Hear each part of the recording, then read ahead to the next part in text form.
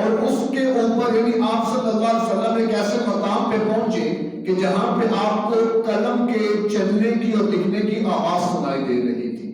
وہ کیا تھا کہ جہاں کچھ اللہ کے فرشتے کہ جو لوح محفوظ سے اور کتاب سے جو بھی احکامات تھے ان کو لکھ رہے تھے بیٹھے ہوئے، وہ ہے کہ سدرۃ المنتہا سے آگے وہ مقام ہے کہ جہاں پر تکوینی اور تشریعی جو امور ہیں ان کی بابت جو بھی لکھا جاتا ہے احکامات نے نیچے اترنا ہوتا ہے، اور آگے سارے معاملات فرشتے جن کو ذمہ داریاں ہیں وہ ادا کرنی ہوتی ہیں، تو سارے مرحلے مقام صریف الاقلام جو ہے وہ وہاں پہ ہوتے ہیں۔ تو اللہ کے محبوب پیغمبر صلی اللہ تعالیٰ علیہ وسلم اس مقام تک جا پہنچے، یعنی ابھی آپ یہاں سے آگے اکیلے سفر فرما رہے ہیں۔ پھر اس کے بعد اللہ نے اس سے بھی آپ کو اوپر بلا دیا، اور اس سے اوپر کا جو مقام تھا وہ اتنا بڑا اور عظیم مقام تھا۔ آپ فرماتے ہیں کہ مقام صریف الاقلام سے اوپر ایک رف یعنی سبز رنگ کہہ لیں مخملی، اب ہم اس کا ترجمہ تو نہیں کر سکتے، اس کی کیفیت تو نہیں بتا سکتے وہ کیسی تھی، وہ اللہ نے بھیجی، اس پر میں سوار ہوا اور وہ گویا کہ مجھے لے کر اللہ کے دربار میں پہنچ گیا۔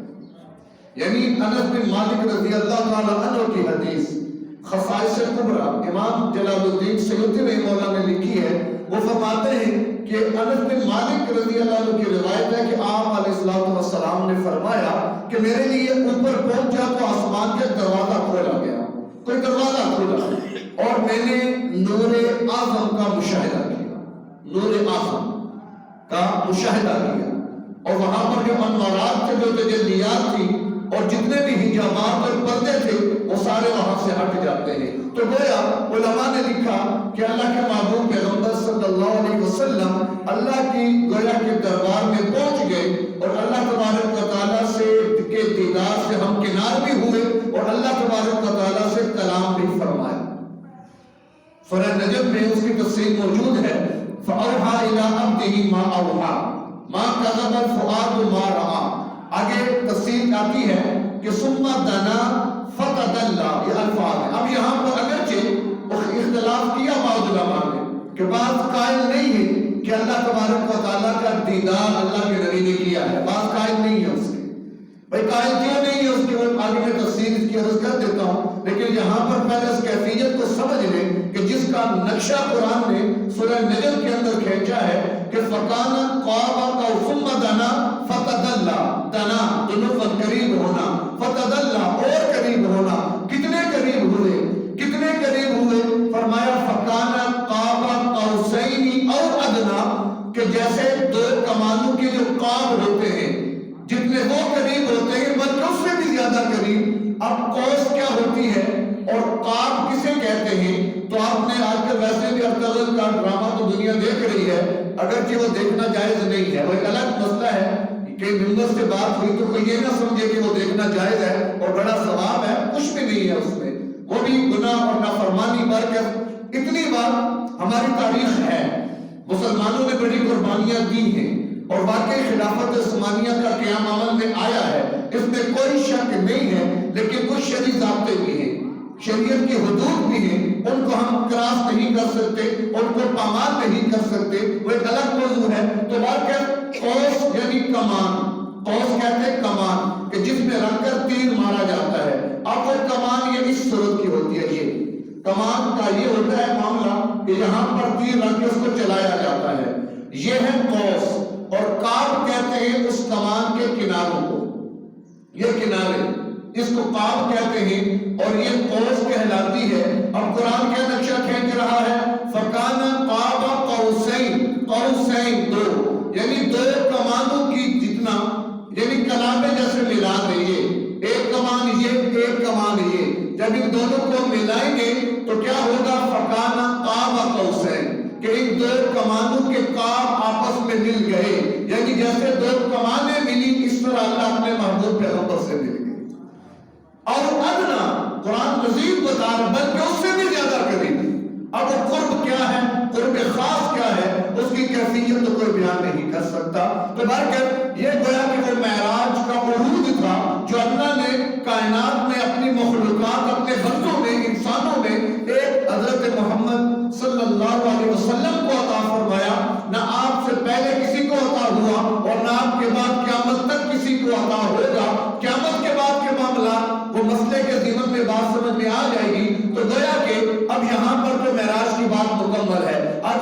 تفصیلات کیا ہیں کہ اللہ تبارک و تعالیٰ نے 3 تحفے اپنے محبوب پیغمبر کو عطا فرما دیے۔ علماء نے یہ بھی لکھا ہے کہ اللہ تبارک و تعالیٰ نے پوچھا میرے نبی میرے لیے کیا لائے ہو؟ ہم لوگ ملاقات کے لیے جاتے ہیں تحفے تحائف لے کر جاتے ہیں، تو میرے نبی آپ کیا لائے ہیں؟ تو اللہ کے نبی نے فرمایا التحیات للہ والصلوات والطیبات، یعنی مالی عبادتیں بدنی عبادتیں، یعنی جو کچھ بھی ہے وہ تو ویسے بھی آپ کا ہی ہے، یعنی میں سب کچھ آپ کے لیے لے کر آیا ہوں۔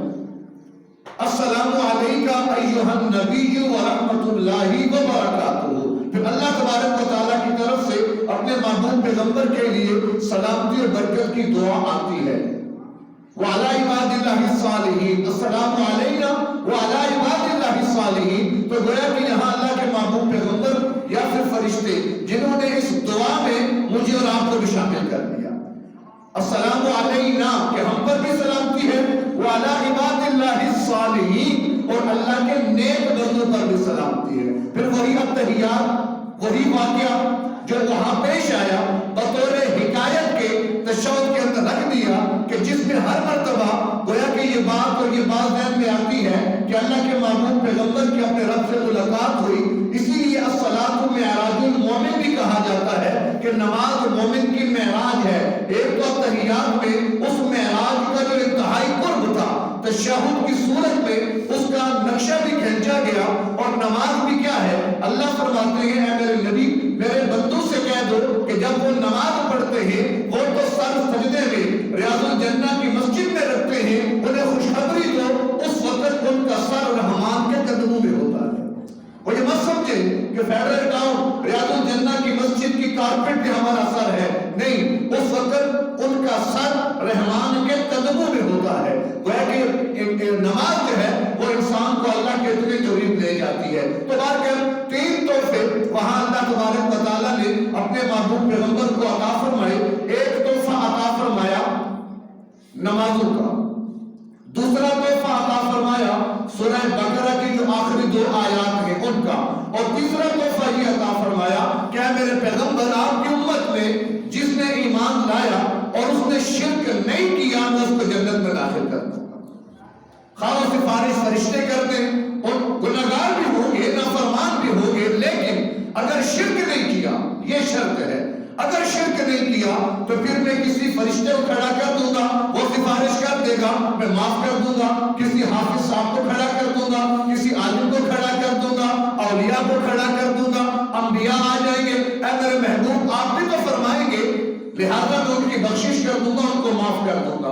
تو بہرکیف یہ سارا معاملہ تو گویا کہ وہاں اللہ تبارک و تعالیٰ کی اپنے محبوب پیغمبر سے ملاقات ہوتی ہے، اور اللہ کے محبوب پیغمبر اپنے رب کے دیدار سے مشرف ہوتے ہیں۔ جہاں پر بعض لوگوں نے کہا جی یہ حدیث میں تو آ گیا، اگرچہ ہم اگر قرآن کو دیکھتے ہیں اللہ کیا فرماتا ہے ثم دنا فتدلى فكان قاب قوسين او ادنى فاوحى الى عبده ما اوحى، کہ پھر اللہ نے اپنے بندے کی طرف وحی کی جو اللہ نے وحی کی، یعنی وحی کیا ہے؟ گفتگو۔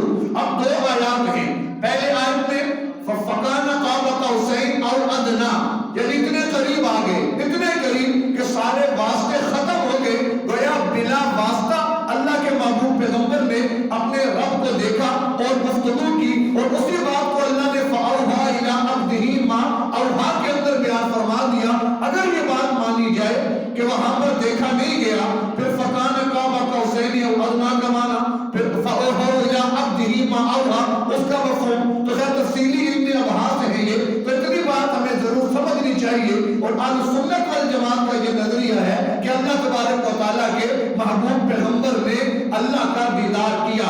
لوگوں نے اعتراض یہ کیا، اللہ قرآن میں کیا فرماتا ہے لا تدرکہ الابصار وہو یدرک الابصار، کوئی آنکھ اللہ کو نہیں دیکھ سکتی، ہاں اللہ نے سب کا احاطہ کیا ہوا ہے۔ جب قرآن یہ کہتا ہے کوئی اللہ کو نہیں دیکھ سکتا، پھر ایسے ہی واقعہ موسیٰ علیہ السلام کا پیش کیا جاتا ہے، جب موسیٰ علیہ السلام نے کہا پروردگار آپ کا دیدار کرنا ہے، تو اللہ نے کیا فرمایا لن ترانی، اے پیغمبر اے موسیٰ آپ ہرگز مجھے نہیں دیکھ سکتے۔ تو یہ واقعہ بھی بتاتا ہے کہ اللہ کا دیدار، یہ بھی تو پیغمبر ہے، موسیٰ علیہ السلام بھی تو اللہ کے نبی اور رسول ہیں، اللہ کیا فرماتا ہے تم نہیں دیکھ سکتے ہو، تو لہذا یہ بھی واقعہ موجود لا تدرکہ الابصار وہ آیت بھی موجود، پھر آپ حدیث کی بنیاد پر یہ کیسے کہتے ہیں کہ اللہ کے محبوب پیغمبر نے اللہ کا دیدار کر لیا؟ تو بات تو بڑی آسان ہے، ایک تو اس کے علمی جوابات ہیں، ہم اس تفصیل میں نہیں جائیں گے، وہ علماء کا کام ہے، ہم تو عوام ہیں۔ ہاں اتنی بات ہمیں سمجھ میں آتی ہے، ایک معاملہ ہے موسیٰ علیہ السلام کا اور ایک معاملہ ہے آقا دو جہاں کا۔ اگر بات کریں موسیٰ علیہ السلام کی، مقام مرتبے کا فرق تو بالکل ہے ہی، لیکن موسیٰ علیہ السلام نے فرش زمین پر اللہ کے دیدار کی طلب کی تھی، اور فرش زمین پر اللہ کا دیدار دنیا کی آنکھوں سے یہ کوئی نہیں کر سکتا، نہ میں کر سکتا ہوں نہ آپ کر سکتے ہیں۔ روئے زمین پر اللہ کے محبوب پیغمبر بھی اپنی بشریت کی بنیاد پر اللہ کا دیدار نہ کر سکتے، اور جہاں اللہ کے دیدار کرنے کی بات آتی ہے وہ عرش بری ہے، وہ فرش زمین نہیں ہے۔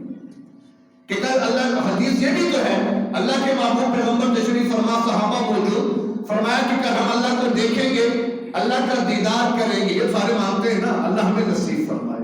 بڑا مشکل مرحلہ ہے، اور اس مقام تک پہنچنا، اللہ کے محبوب پیغمبر کو معراج اور اللہ کا جو دیدار ملا، اس کے پیچھے 10 سال کی جو محنت مشقت، 10 سال کی مارے رونا، آہ سسکیاں، خون بہانا، نہ جانے کتنے ظلم و ستم، تب جا کر اللہ کا یہ دیدار ملا۔ اور ہم تو کیا چاہتے ہیں کہ پھول ہی ہاتھ لگے اور کانٹے نہ چبھے۔ ہم بھی آئے ہیں کیا خوب تمنا لے کر، یہ شہادت گہے الفت میں قدم رکھنا ہے۔ لوگ آسان سمجھتے ہیں مسلمان ہونا، یہ اتنا آسان بھی نہیں ہے مرحلہ۔ تو بات کہ جہاں پر بات لا تدرکہ الابصار کی ہے، اور جہاں تک بات موسیٰ علیہ السلام کی ہے، ان کا تعلق فرش زمین کے ساتھ ہے کہ انہوں نے دنیا میں اللہ کے دیکھنے کی بات کی، تو اس کا ہر کوئی کیا قائل ہے کہ دنیا میں بھی اللہ کو نہیں دیکھ سکتا۔ اور جہاں بات آتی ہے کہ اللہ کے محبوب پیغمبر نے اللہ کو دیکھا ہے، تو وہ دنیا کا معاملہ ہی نہیں ہے، وہ دنیا کا مرحلہ ہی نہیں ہے، وہ دنیا کی بات ہی نہیں ہے، وہ فرش زمین کا مسئلہ نہیں،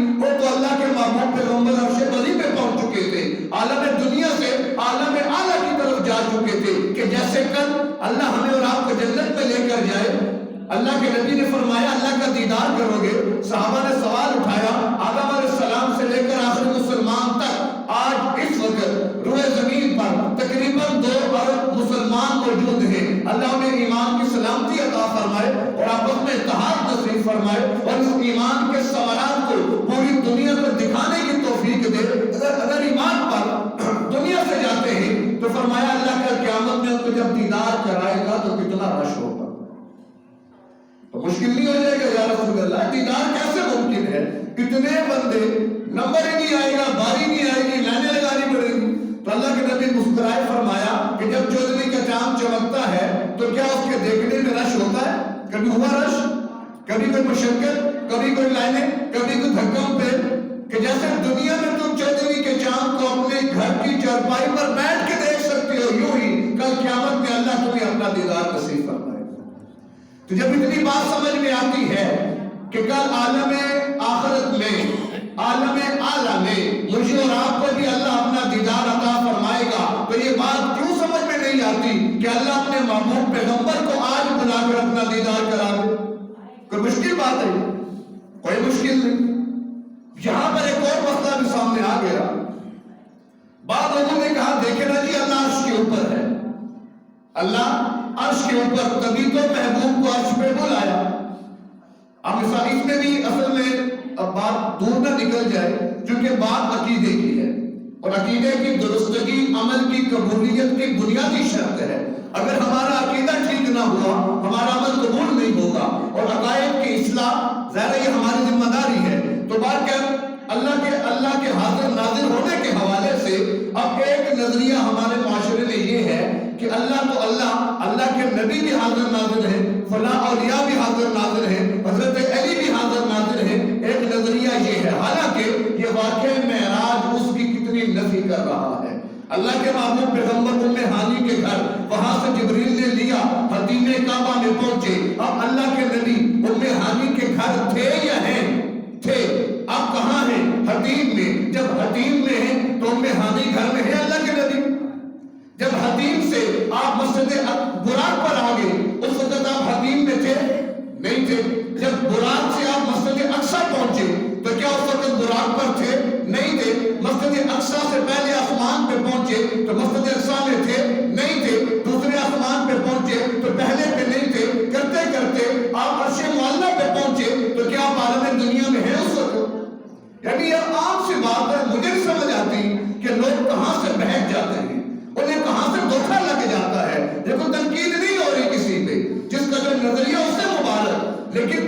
انسان اپنی عقل کو بھی استعمال کر لے، اپنے آپ کو بھی تھوڑا سا قرآن کی طرف لے آئے. اب اگر میں اس پر قرآن کے دلائل کی بات کرتا ہوں تو بے شمار ایسی آیات موجود ہیں. اللہ تبارک و تعالیٰ خود اس بات کی نفی کرتا ہے کہ وَمَا كُنْتَ لَدَيْهِمْ إِذْ يَخْتَصِمُونَ. اے میرے پیغمبر آپ وہاں پر حاضر نہیں تھے کہ جس وقت جھگڑا ہوا تھا مریم کے بارے میں کہ کفالت کون کرے. اللہ کیا فرما رہے وَمَا كُنْتَ لَدَيْهِمْ، آپ وہاں پر نہیں ہے.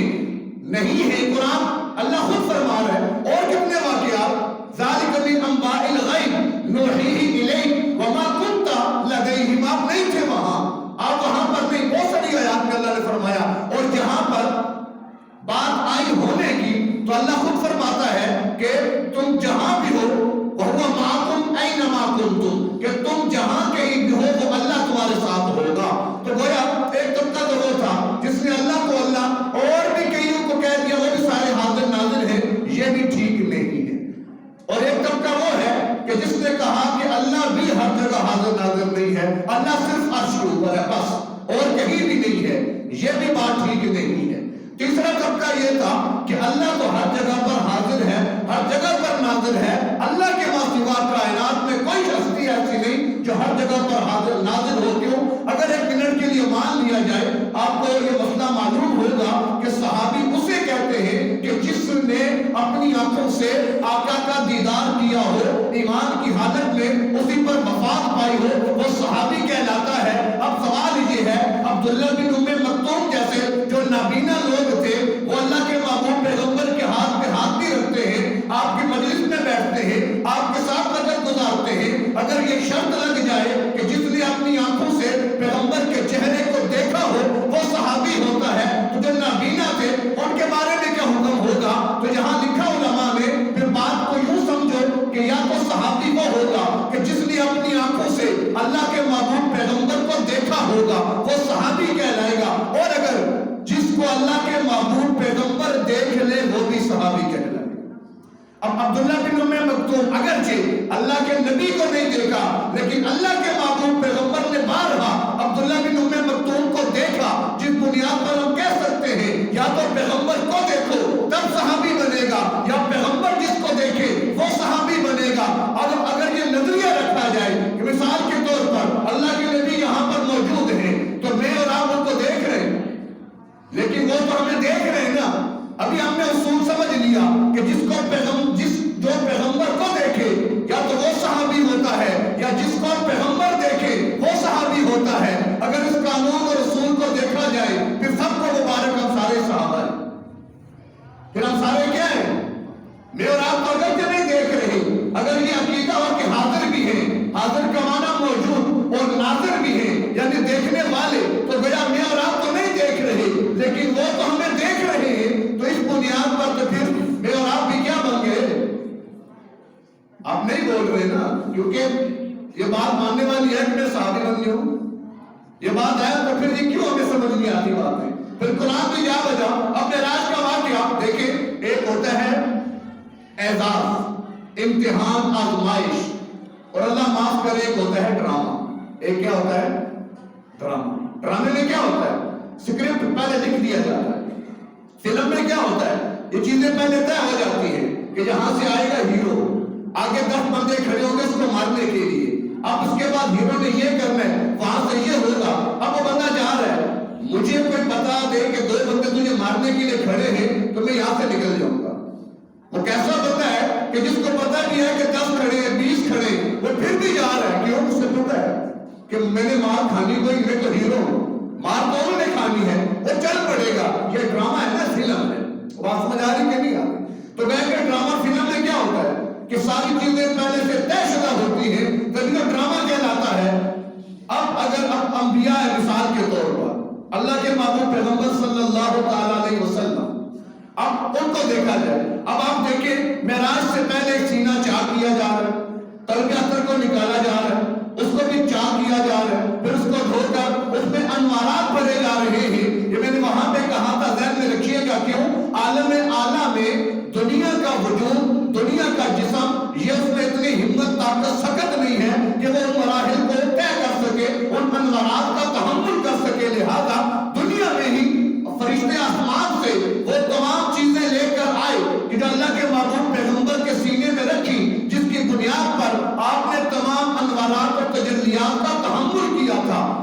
اللہ کے نبی کو معلوم تھا مجھے معراج پیش آئی؟ کہ اللہ کے نبی جانتے تھے کہ سارے مرحلے میں نے طے کر دیں؟ اب پہلے آسمان پہ بخاری شریف کی روایت ہے، یہ کون ہے پہلا آسمان؟ یہ کون ہے؟ کہا جی آدم علیہ السلام ہے۔ اچھا دوسرا آسمان یہ کون ہے؟ کہا کہ عیسیٰ اور یحییٰ علیہ السلام ہے۔ کیوں پوچھ رہے ہیں؟ اگر پہلے سے علم ہے پھر پوچھ کیوں رہے ہیں؟ اگر خدا نہ خواستہ انہی نظریات کی بنیاد پر دیکھا جائے تو پھر نعوذ باللہ ماننا پڑے گا یہ ڈرامہ ہو رہا ہے۔ کوئی قائل ہوگا اس کا کہ پتہ ہے ویسے پوچھ رہے، جیسے ہم لوگ بھی اپنے محاورے میں یار ڈرامے سے نہ لانا ہے، تو یہ پتہ نہیں ہے ڈرامے لگا رہے ہیں خام۔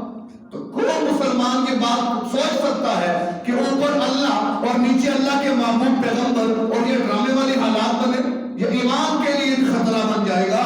تو اپنے عقائد کی اصلاح کرنی چاہیے، اپنے عقائد کی اصلاح کرنی چاہیے۔ اللہ کے معبود پیغمبر عرش پہ پہنچے، بعض لوگوں نے کہا عرش پہ تھے اللہ تو پہنچے، ہر جگہ اللہ نہیں، اللہ فقط عرش پہ ہے۔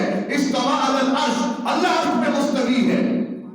اب یہ چونکہ صفات باری تعالیٰ مستقل عنوان ہے جو بڑا ٹائم مانگتا ہے، ہم نے بات کر لی ہے عوامی، علماء کی باتیں علماء جانتے ہیں۔ یہ بات ذہن میں رکھیں، اللہ کے معبود پیغمبر عرش پہ گئے، اللہ سے ملاقات کرتے ہیں، اس سے یہ کہیں نازل نہیں آتا اللہ صرف عرش پہ ہے، عرش کے علاوہ کہیں نہیں ہے۔ اگر یہ بات مان لی جائے، اگر اس کا قائل بن جائے انسان، تو پھر ذہن میں سوال آتا ہے، اتنی بات تو دنیا جانتی ہے اللہ قدیم ہے، باقی ساری مخلوق حادث ہے، قدیم وہ ہوتا ہے الاول بلا بدایا، ایسا اول جس کی ابتدا کوئی نہیں، اور ایسا آخر والآخر بلا نہایا، ایسا آخر جس کی انتہا کوئی نہیں۔ اللہ کب سے ہے، کب تک رہے گا، یہ کوئی نہیں کہہ سکتا، نہ کوئی جان سکتا ہے۔ وہ ذات جو ہمیشہ سے ہو اور ہمیشہ رہے اسے اللہ کہتے ہیں، وہ اللہ ایک ہی ہے۔ باقی مخلوقات عرش کرسی لوح و قلم زمین آسمان جو کچھ بھی بنا یہ سارا حادث ہے، یہ سارا مخلوق ہے، یہ بعد میں بنا، اللہ تو ہمیشہ سے ہے۔ اگر یہ بات مانی جائے اللہ تو عرش پر مستوی ہے، پھر سوال ہے عرش تو مخلوق ہے، اللہ نے بنایا ہے، جب عرش نہیں تھا پھر اللہ کہاں تھا؟ سوال ہے ذہن میں، جب عرش نہیں تھا تو پھر اللہ کہاں تھا؟ نمبر 2، اگر عرش پہ اللہ مستوی ہے تو گویا عرش مکان ہے، اللہ مقیم بن گیا نا اگر عرش پر ہے، پھر تو ایک تو جہت لازم آئے گی کہ اللہ خاص جہت میں ہے، ہر جگہ نہیں ہے، اور خاص جہت میں ہونا یہ جسم کا خاصہ ہے، اور اللہ تو جسم سے پاک ہے، پھر یہ کیسے مانا جائے اللہ کسی خاص سمت میں ہے؟ نہیں مانا جا سکتا۔ مکان مقیم سے ہمیشہ بڑا ہوتا ہے، اس کا علم ہے کہ نہیں؟ ہم لوگ مکان بناتے ہیں جس میں ہم بیٹھ جائیں نا، کوئی ایسا مکان بنایا کسی نے آج تک کہ جس میں داخل ہی نہ ہو سکے؟ وہ کوٹھڑی چھوٹی سی مرغی والی ہم بناتے ہیں چھتوں پر، کبھی دیکھا کہ بڑا بندہ اپنے بستر ڈال کے سویا ہوا؟ ہمیشہ مکان مکین سے بڑا ہوتا ہے، یہ اصول ضابطے کی بات ہے۔ اگر اللہ عرش پر ہے، عرش اللہ کا مکان، اللہ اس کا مکین، تو پھر یہ ماننا پڑے گا اللہ اکبر نہیں ہے، العرش الاکبر ہے، اور کوئی بھی اس کا قائل نہیں ہے، کوئی بھی اس کا قائل نہیں ہے۔ تو پھر سوال یہ ہے پھر اللہ نے عرش پہ کیوں بلایا؟ اللہ اگر مکہ میں ہے تو وہی ملاقات کیوں نہیں ہوتی؟ اللہ بیت اللہ میں ہے وہی پر ملاقات کیوں نہ ہوئی؟ تو اس کا جواب جو علماء نے لکھا ہے وہ یہی ہے کہ ہر ایک کے ساتھ جو اللہ نے ملاقات فرمائی ہے اس کے مرتبے اور مقام کے مطابق فرمائی ہے۔ اللہ کسی جہت کا پابند نہیں ہے، اللہ کسی سمت میں قید نہیں ہے، اللہ کسی مکان کا مقیم نہیں ہے، اللہ کہیں پر مستقل نہیں ہے، اللہ تو ہر جگہ پر ہے۔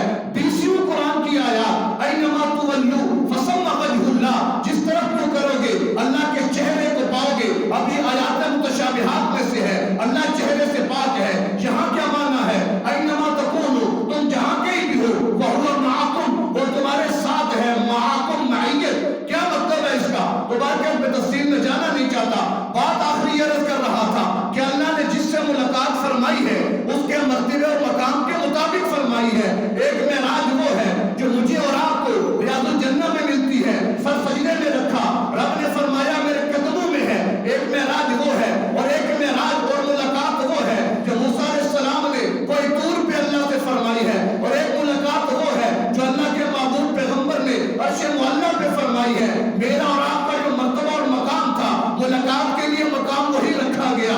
موسیٰ علیہ السلام کو جو مرتبہ اور مقام دیا وہ ان کی ملاقات کے لیے وہی مقام رکھا گیا، اور جو اللہ نے اپنے محبوب پیغمبر کو مقام دیا ان کے لیے ملاقات کا مقام بھی وہی رکھا۔ اور بات سمجھ آ رہی کہ نہیں آ رہی؟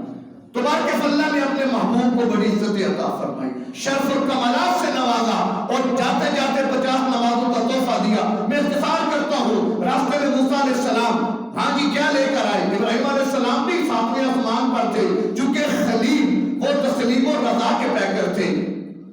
خلیل کیا تھے کہ حکم آیا سر تسلیم خم ہے، جان آگ میں ڈالو ڈال دی، گھر بار چھوڑو دشتوں میں عوامیں چھوڑ دیا، اپنے بچے کی گردن پہ چھری چلاؤ میں حاضر ہوں۔ ابراہیم تو تسلیم و رضا کے پیکر تھے، اس لیے جب ان کے پاس سے گزرے علم بھی ہوا ہوگا بھائی تسلیم کرو۔ آگے موسیٰ علیہ السلام اللہ کے جلالی پیغمبر ہیں، کہاں 50 نمازیں، اب واپس جائیے، میں آزما چکا ہوں، بنی اسرائیل میں 2 تھی نہیں پڑھتے تھے، آپ کی امت زیادہ کمزور ہے، واپس جائیے۔ آپ پھر واپس گئے، مختصر یہ کہ 9 چکر لگ گئے، ہر چکر میں 5 نمازیں کم۔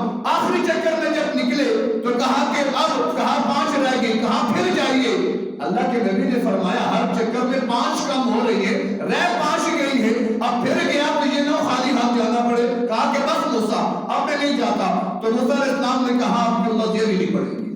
آج آپ دیکھ 90 سے زیادہ فیصد مسلمان نمازوں کو چھوڑ چکے ہیں۔ اب یہ اسی محلے کے حضرات ہیں نا، چلے چھٹی ہوگی کام پہ نہیں جلدی آگے، فجر میں لوگ کہاں تھے؟ سوال ہے، ابھی کچھ دیر کے بعد عصر کی نماز ہوگی، کدھر چلے جائیں گے؟ کہاں ہے؟ تو کیا وجہ کہ اب آگے رمضان شروع ہو رہا ہے، اللہ ہمیں اس کی بھی استقبال کی توفیق عطا فرمائے، بڑی برکتوں والا مہینہ، ابھی سے تیاری کریں اس کی، تب رمضان برکتیں دے گا۔ ہمیں تو پریشانی پڑ رہی ہے، فروٹ مہنگا ہو جائے گا، چیزیں مہنگی ہو جائیں گی، مہنگائی کہاں تک جا چکی ہے، یہ روزے کیسے رکھیں گے، پتہ نہیں کیا ہوگا، مزدور روزہ چھوڑ دے گا، مزدوری نہیں کروں گا تو گھر میں شام کو کیا لے کر آؤں گا، لہٰذا یہ کوئی عذر نہیں ہے، یاد رکھیے گا مزدور کے لیے روزہ چھوڑنا حرام اور ناجائز گناہ کبیرہ ہے، یہ کوئی عذر نہیں ہے۔ مائیں بچوں کو دودھ پلا رہی ہیں اور جی دودھ پلانا ہے، حالانکہ ماشاءاللہ ٹھیک ہے سارے انتظامات ہیں، بس دودھ پلانا ہے، کوئی اجازت نہیں چھوڑنے کی، اگر حمل سے بھی ہے جب تک کہ پھر ماہر دیندار ڈاکٹر یہ ضروری ہے، عام گلی محلے کے نہیں، جو دیندار بھی ہو، جو جانتا ہو کہ روزہ کیا ہے، جو جانتا ہو کہ رمضان کیا ہے، 11 مہینے کھا لیا نا، 11 مہینے پی لیا نا، 11 مہینے خوب جو کرنا تھا کر لیا، یہ اگلا مہینہ اللہ نے کہا یہ مجھے دے دو، اور ہم کہیں گے نہیں دیتے، تو بتائیں پھر ہم کہاں کے بندے، ہمارا کیا تعلق اپنے رب سے، ہم کیا لے کر رب کے پاس جا رہے ہیں؟ اللہ نے باقی جو اعمال ہیں ان کے بارے میں کیا فرمایا؟ نماز کا یہ صلہ مل گیا، آپ نے صدقہ خیرات کیا یہ اجر مل گیا، آپ نے فلاں نیکی کی اجر مل گیا، روزہ رکھا، فرشتے نے قلم اٹھایا کیا ثواب لکھوں، رب کی طرف دیکھا، رب نے فرمایا الصوم لی، ارے یہ روزہ میرے لیے تھا، وہ آنا، اس میں 2 روایتیں ہیں، وہ آنا اجزی بھی، اس کا بدلہ میں ہی دے سکتا ہوں، تمہیں میری پتا کتنا دوں گا، اب کتنا اللہ دے گا وہ تفصیلات آگے آئیں گی۔ اور ایک دوسری روایت وہ انا اجزا بھی، کہ جس نے میرے لیے روزہ رکھا کہ نماز پر تو جنت مل جائے گی، صدقہ خیرات پر جنت مل جائے گی، باقی اعمال جہاد اور شہادت پر جنت مل جائے گی، الصوم لی، جس نے روزہ میرے لیے رکھا وہ انا اجزا بھی، اس کو میں مل جاؤں گا، اس کو میں مل جاؤں گا۔ تو رب کس کو نہیں چاہیے؟ کاش ہمیں اس کا احساس ہو، حقیقت یہ ہمیں قدر نہیں ہے، نہ قدرے ہیں ہمیں رب کا پتہ ہی نہیں ہے، وہ قدر و منزلت رب کون، روپیہ گم ہو جائے نا جیب سے تو 2 گھنٹے پیٹ میں تکلیف رہتی ہے، 10-20 روپے گم ہو جائے نا تھرتھلی مچ جاتی ہے، گھر میں 1000 کا نوٹ گم ہو جائے بسترے 6 دفعہ جھاڑے جاتے ہیں اور پیسے کدھر گئے، لیکن رب ملا نہیں ملا پرواہ ہی کوئی نہیں، گویا 1000 کی تو وقت ہے، رب کی وقت کوئی نہیں، سوچے اہل ایمان کدھر جا رہے۔ تو بہرکل خلاصہ ساری بات کا یہ ہے کہ یہ معراج کا واقعہ اللہ کے محبوب پیغمبر کی عظمت کی بہت بڑی دلیل، اور میری اور آپ کی نسبت اسی پیغمبر سے ہے، تو سوچے میں اور آپ کتنے عظیم ہیں، لیکن پیغمبر کی عظمت کسی بنیاد پر تھی، میری اور آپ کی عظمت بھی کسی بنیاد پر ہے، اور وہ بنیاد کیا ہے؟ وہ دین، وہ اسلام، وہ شریعت۔ جب تک آج کا مسلمان دین اسلام اور شریعت پہ نہیں آئے گا کوئی عظمت نہیں ملے گی۔ بعض چیزیں اللہ نے مشروط رکھی ہیں، یہ عمل کرو گے تو یہ ملے گا، اگر وہ کریں گے تو اللہ دے گا، نہیں کریں گے وَإِن تَتَوَلَّوْا يَسْتَبْدِلْ قَوْمًا غَيْرَكُمْ، یاد رکھو اگر میری نعمتوں کی ناقدری کرو گے تو وہ حال کروں گا کہ ثُمَّ لَا يَكُونُوا أَمْثَالَكُمْ، تمہاری مثال دینے والا کوئی نہیں بچے گا۔ تو بارک اللہ تبارک و تعالی ہمیں ان باتوں کو سمجھ کر عمل کی توفیق عطا فرمائے۔ واخر دعوانا